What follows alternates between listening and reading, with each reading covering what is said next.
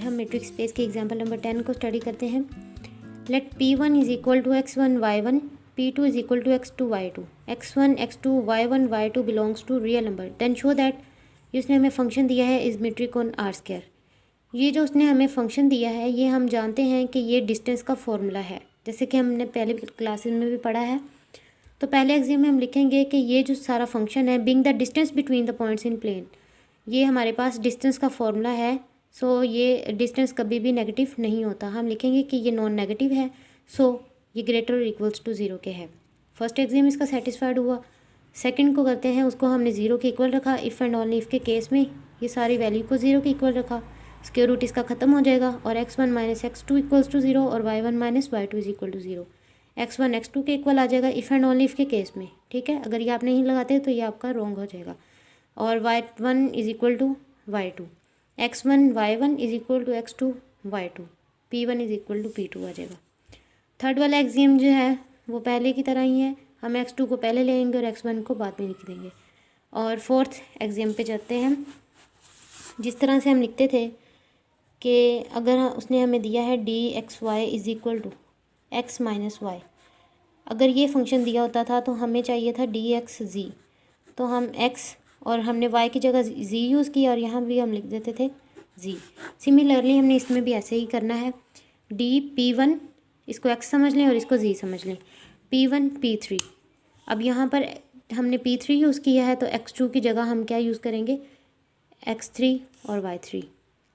इसी तरह से p2 यूज़ किया है तो x2 y2, p3 यूज़ किया है तो x3 y3 और यहाँ पर हमने y यूज़ किया है, p2 यूज़ किया है तो x2 और y2 आ जाएगा, ठीक है। इस तरह से इस फंक्शन को हमने मद्देनज़र रखते हुए ये सारा लिख लेना है।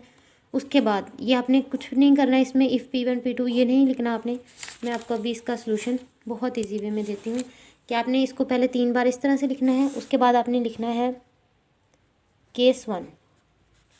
इस तरह से अगर आप पेपर सॉल्व करते हो तो आपको ज़्यादा मार्क्स मिलते हैं। केस 1 में हम लिखेंगे if p1 p2 p3 are collinear.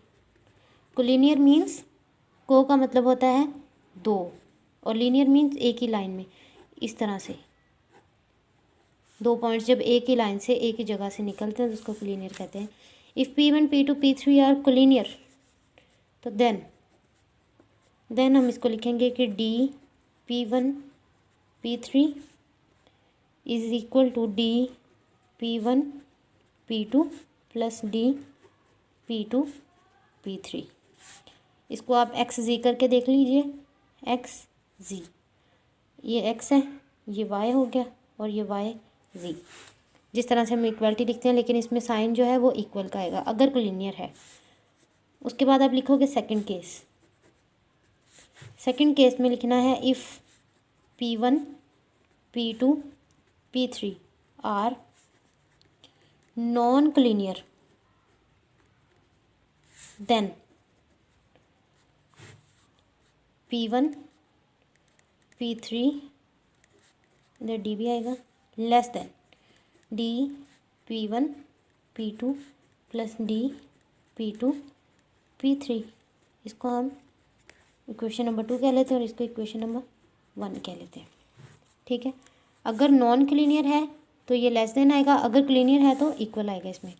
अब हम इन दोनों को कंबाइन करके जब लिखेंगे तो हमारे पास इक्वालिटी जो है वो प्रूव हो जाएगी।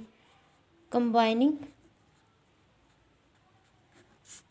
इक्वेशन 1 एंड इक्वेशन 2, जब इसको हम कंबाइन करेंगे इन दोनों इक्वेशंस को तो हम इसको लिख सकते हैं कि डी p1 p3 लेस और इक्वल टू, ये इक्वल था और ये लेस था, लेस और equal to D p1 p2 plus D p2 p3। ये हमारे पास प्रूव हो गया और यही हमने करना था। सो हम लास्ट पे लिखेंगे D is metric on R square.